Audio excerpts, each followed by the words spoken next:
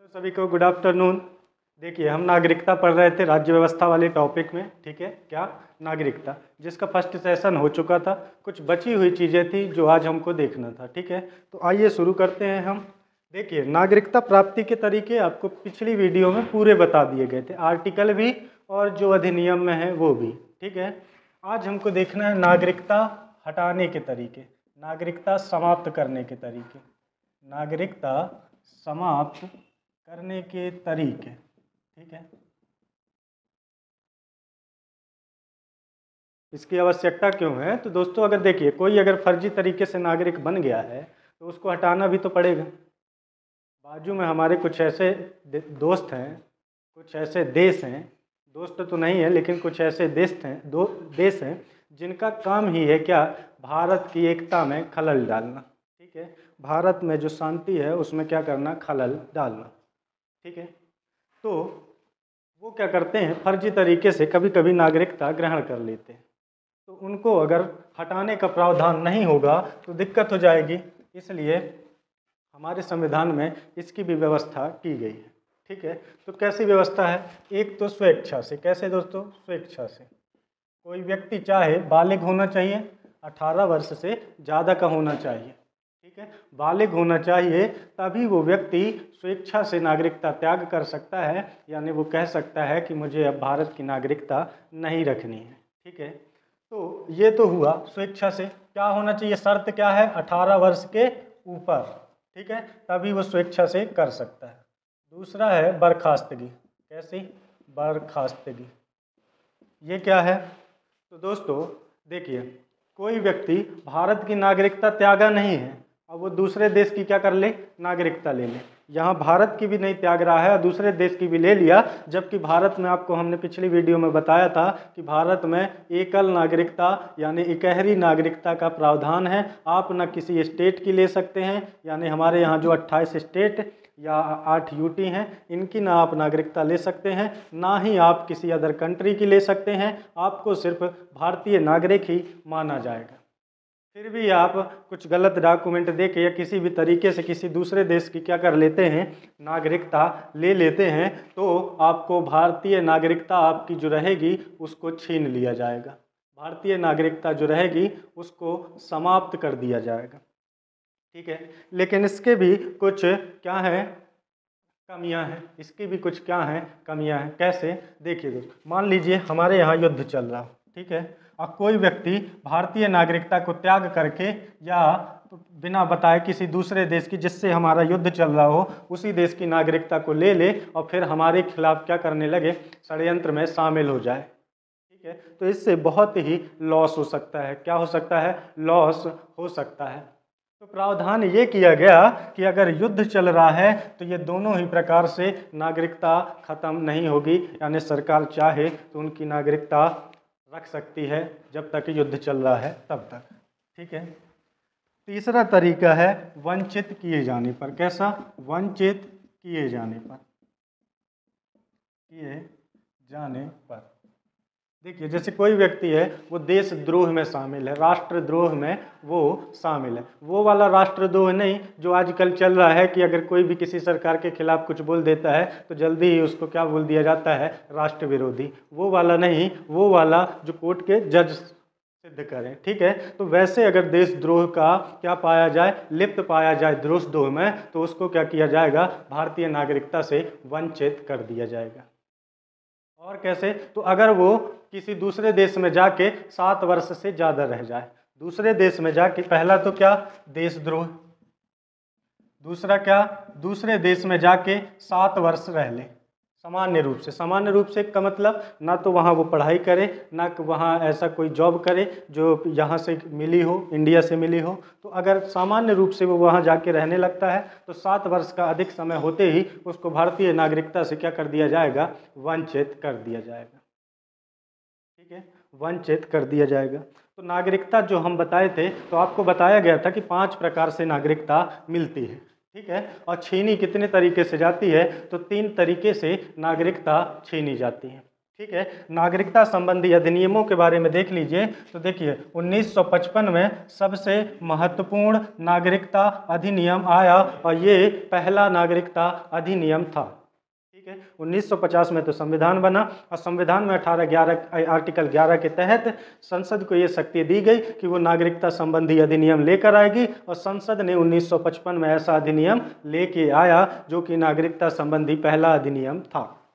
ठीक। फिर हम बताएं कि इसमें कुछ कमियां थी। कैसी कमियां थी कि भारत में कोई भी पैदा हो, भले पर्यटक में जो आते हैं, विदेशी जो आते हैं भारत घूमने, अगर उनका भारत में क्या हो जाए, डिलीवरी हो जाए, तो वो व्यक्ति भी, वो बच्चा भी क्या होता था, भारतीय नागरिक माना जाता था इन अधिनियम के तहत। बाद में 1986 में 86-87 में ये क्या हुआ, संशोधित हुआ और ये किया गया कि भारत में जन्म लिया हुआ बच्चा भारतीय नागरिक तो होगा, लेकिन बहुत बड़ा लेकिन लग गया कि उसमें उस समय उसके माता या पिता दोनों में से एक क्या हो, भारतीय नागरिक हो। ठीक है। फिर एक हम आपको बताए थे कि 1992 में एक संशोधन हुआ था, लास्ट वीडियो में भी डिस्कस किए थे। वो क्या था कि हमारे भारत में वंश का जो क्रम है पिता के आधार पर माना जाता था, माता को वंशानुगत दर्जा नहीं दिया गया था, यानी माता से बच्चे को नागरिकता ट्रांसफ़र नहीं होती थी। तो 1992 में ये संशोधन करके यहाँ माता और पिता दोनों को जोड़ा गया और बोला गया कि अब वंश का जो क्रम होगा वो माता से भी होगा और पिता से तो था ही। ठीक है। पिता से तो था ही, माता से भी वंश का क्रम होगा। ठीक है। इसमें भी दिक्कत थी कि माता, मान लीजिए माता या पिता में से कोई भी मान लीजिए क्या हो, भारतीय नागरिक हो, जो हमने अभी आपको 86-87 में बताया। लेकिन होता क्या था कि जो हमारे विरोधी देश हैं वो भारत में आके, वहाँ के जो अवैध लोग थे वो भारत में आके शादी करके बच्चा करते थे और वो फिर भारतीय नागरिक बन जाते थे। तो इससे बहुत बड़ी दिक्कत होती थी। इसलिए क्या हुआ कि 2003 में किया गया कि भारतीय नागरिक तो हों माता या पिता दोनों में से कोई एक। तो मान लीजिए अगर पिता भारतीय नागरिक है तो माता जो है वो अवैध प्रवासी नहीं होनी चाहिए, ये शर्त जोड़ दी गई, अवैध प्रवासी नहीं होनी। अगर पिता है भारतीय नागरिक तो माता का अवैध प्रवासी नहीं होना चाहिए, और अगर माता है भारतीय नागरिक तो पिता का अवैध प्रवासी नहीं होना चाहिए। यानी दोनों में से एक नागरिक तो हों लेकिन दूसरा अवैध प्रवासी बिल्कुल भी नहीं होना चाहिए। ठीक है। फिर 2008 में भी संशोधन हुआ और फिर 2015 में भी संशोधन हुआ। ठीक है। यानी नागरिकता अधिनियम कब बना, 1955 में। संशोधन कितनी बार हो चुका, तो 1, 2, 3, 4 और 5, अभी तक 5 बार इसमें संशोधन हो चुके। ठीक है। तो ये थे नागरिकता संबंधी क्या अधिनियम। ठीक है। और नागरिकता समाप्ति के तरीके। ठीक है। अब देखते हैं कि भारत में कितने प्रकार के क्या हैं नागरिक हैं, मतलब भारत में कितने प्रकार की नागरिकता दी जाती है। अभी आपने क्या पढ़ा, कितने प्रकार से नागरिकता ली जाती है और कितने प्रकार से नागरिकता छीनी जाती है। अब हम क्या पढ़ेंगे कि भारतीय नागरिकता कितने प्रकार की होती है। ठीक है। तो एक तो होता है NRI। क्या होते हैं, NRI यानी नॉन रेसिडेंशियल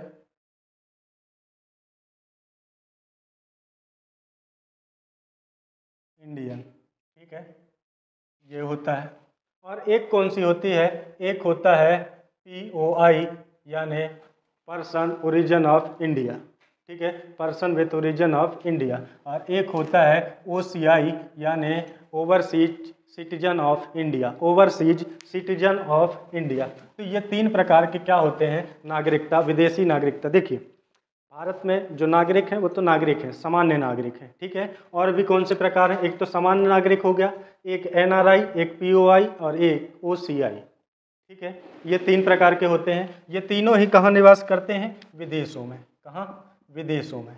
भारतीय नागरिकता के कुछ डॉक्यूमेंट यानी कुछ अधिकार लेते हुए, क्योंकि नागरिकता हम क्या बताए थे, कुछ ऐसे व्यक्तियों को दायित्व दिए जाते हैं, व्यक्तियों के कुछ दायित्व होते हैं, राज्य उनको क्या करता है, अधिकार देता है। तो राज्य और व्यक्ति के बीच में अंतर संबंध क्या होता है, बनता है, किसके द्वारा, डॉक्यूमेंट देने के द्वारा नागरिक बना दिया जाता है। डॉक्यूमेंट देकर तो उससे क्या होता है, व्यक्ति के कर्तव्य निर्धारित हो जाते हैं, दायित्व निर्धारित हो जाते हैं और राज्य उनको क्या करता है, अधिकार देता है ना।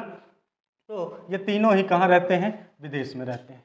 फिर डिफरेंट क्या है, तो ये वो है दोस्तों जो क्या है, नॉन रेसिडेंशियल इंडियन है, यानी इंडिया में तो नहीं रहते लेकिन ये बाहर जाकर, नागरिकता इनकी भारतीय ही है लेकिन ये बाहर जाकर क्या करते हैं, जॉब वगैरह अपना कार्य जो भी है वो काम करते हैं। ठीक है, तो ये सिर्फ वहाँ काम के लिए या किसी भी चीज़ के लिए वहाँ कोई वर्क करने के लिए वहाँ पे क्या है, रहते हैं विदेशों में। ठीक है, उनको बोला जाता है NRI, यानी तत्काल टाइम में वो वहाँ नहीं है।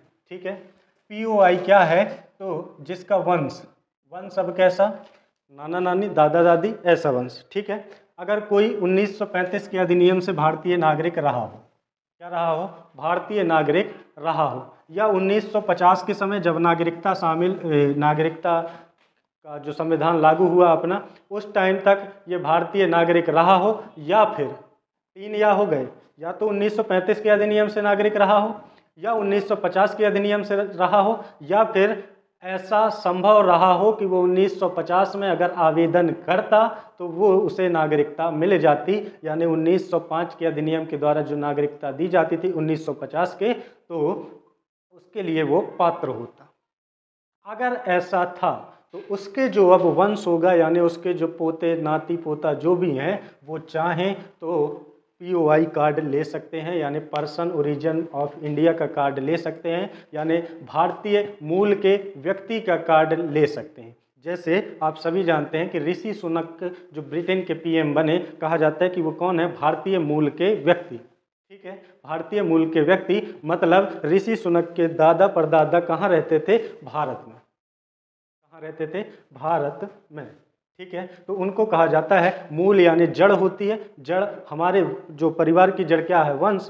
और वंश अगर आपका इंडिया में था, यानी मूल अगर आपका इंडिया में था, तो आप चाहें तो पर्सन ओरिजिन ऑफ इंडिया का कार्ड ले सकते हैं। ठीक है, OCI। ठीक, तो अगर कोई व्यक्ति 1950 के समय पे, टाइम पे नागरिकता अधिनियम के लिए पात्र था या नागरिक था, ठीक है, और फिर वो विदेश में जाके क्या करने लगा, रहने लगा, तो वो चाहे तो OCI कार्ड ले सकता है। ठीक है, क्या कर सकता है, OCI कार्ड ले सकता है, यानी ओवरसीज सिटीजन ऑफ इंडिया का कार्ड ले सकता है, यानी समुद्र पारीय नागरिक बन सकता है, समुद्र पारीय नागरिक बन सकता है। ठीक है, NRI सामान्य नागरिक की तरह ही होते हैं, अतः इन्हें मत देने का अधिकार होता है।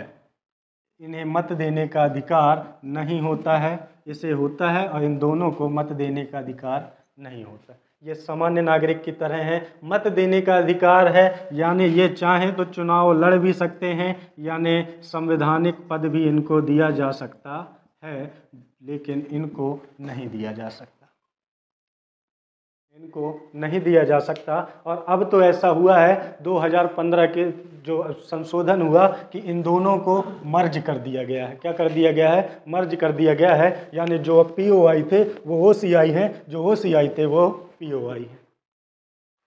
ठीक है, एक और चीज़ है, इन्हें तो वीज़ा की आवश्यकता पड़ती ही नहीं है, वीज़ा पंजीकरण की आवश्यकता पड़ती ही नहीं है, जबकि ये जो होते हैं तो इन्हें भी पंजीकरण की आवश्यकता नहीं पड़ती है, लेकिन वीज़ा की आवश्यकता नहीं पड़ती है। 15 साल के लिए वीज़ा दिया जाता है, लेकिन हर 6 महीने में इनको क्या करना पड़ता है, पंजीकरण कराना पड़ता है।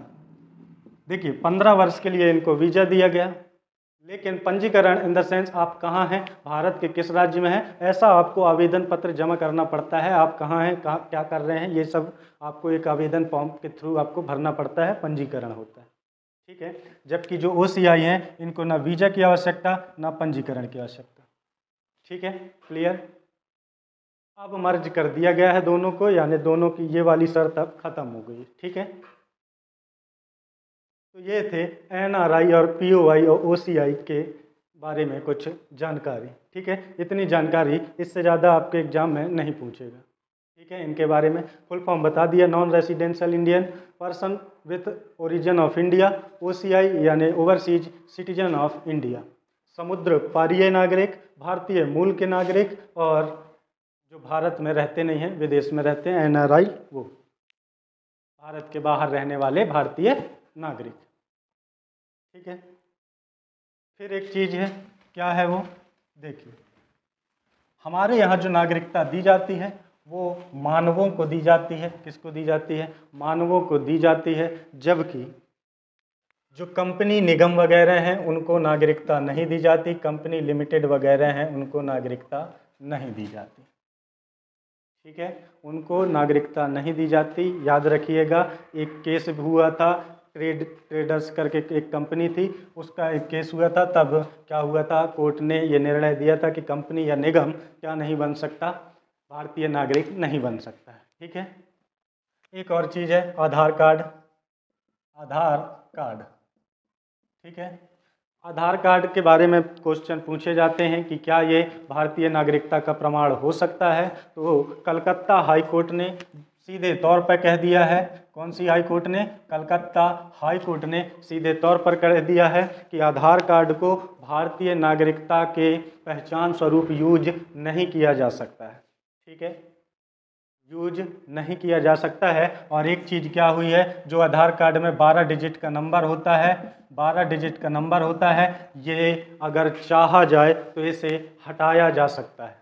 ये बात भी आप याद रखना, प्रश्न पूछा जा चुका है कि क्या आधार कार्ड को नागरिकता के डॉक्यूमेंट के तौर पर यूज किया जा सकता है। दूसरा कथन था कि आधार कार्ड में ये जो 12 डिजिट का नंबर रहता है इसको क्या हटाया जा सकता है। तो हाँ, हटाया जा सकता है और इसका यूज नहीं किया जा सकता है। क्लियर? फिर मूल अधिकारों से संबंधित प्रश्न आते हैं कि कौन कौन से मूल अधिकार भारतीयों को प्राप्त हैं और कौन कौन से मूल अधिकार विदेशियों को भी प्राप्त हैं, यानी जो विदेशी पर्यटक हमारे यहाँ आते हैं।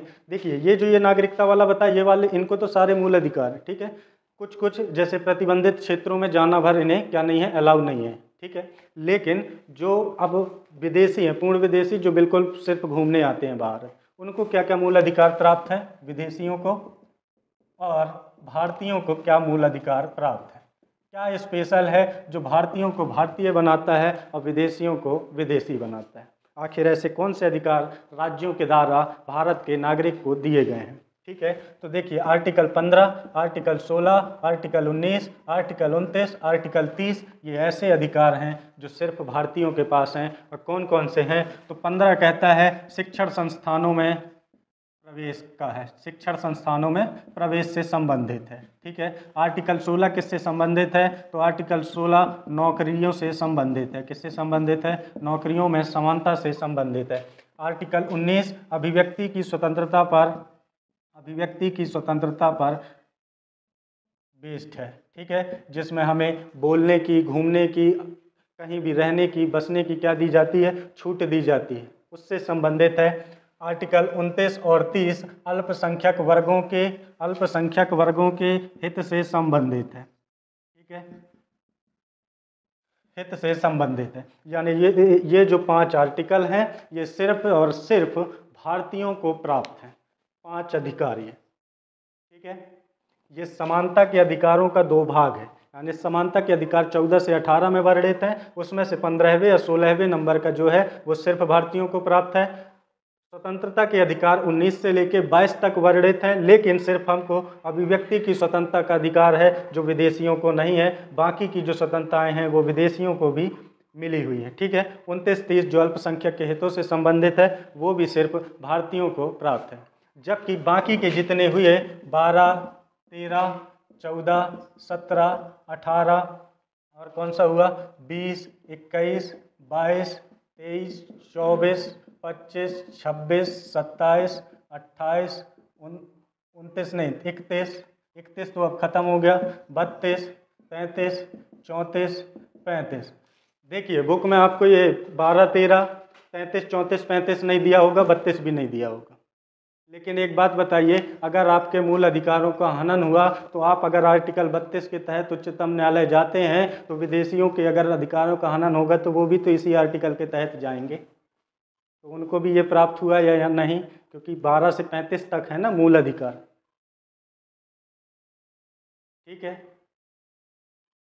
अगर ऐसा है, हमारे यहाँ जब वैकेंसी निकलती है तो कभी कभी भूटान, नेपाल जैसे देशों के भी व्यक्तियों को सेना में ले लिया जाता है या किसी भी ड्यूटी में ले लिया जाता है, तो ये उनसे संबंधित हैं 33 और 34 मार्शल लॉ से। ये भी तो जा सकते हैं अगर जाना चाहें, अगर जो भी निर्बंधन लगे हैं तो। आर्टिकल 35 अगर मूल अधिकारों पर संसद को शक्ति देता है, तो ऐसा तो नहीं कि वो मूल अधिकार विदेशियों को प्राप्त है तो उनके लिए भी देगा, ऐसा तो नहीं कि उनको ना दे। मतलब संसद अगर चाहे तो इनके अधिकारों में भी कमी कर सकती है, संसद अगर चाहे तो इनके अधिकारों में भी बढ़ोतरी कर सकती है। 12 में जो राज्य की परिभाषा दी गई है तो वो तो इनके लिए भी है, 13 में जो विधि की परिभाषा दी गई है वो इनके लिए भी है। इट मीन्स ये सारे के सारे आर्टिकल विदेशियों को भी हैं और भारतीयों को भी हैं, जबकि ये सिर्फ किसको हैं, भारतीयों को प्राप्त है। ठीक है, तो ये था समग्र अध्ययन नागरिकता के बारे में। इससे बाहर एक भी प्रश्न नहीं जाने वाला। अगली वीडियो में अगला भाग लेकर आएंगे हम। 2 भाग खत्म हो चुके हैं, संघ एवं उसका राज्य क्षेत्र और नागरिकता। तो मिलते हैं अगले भाग में, तब तक के लिए जय हिंद।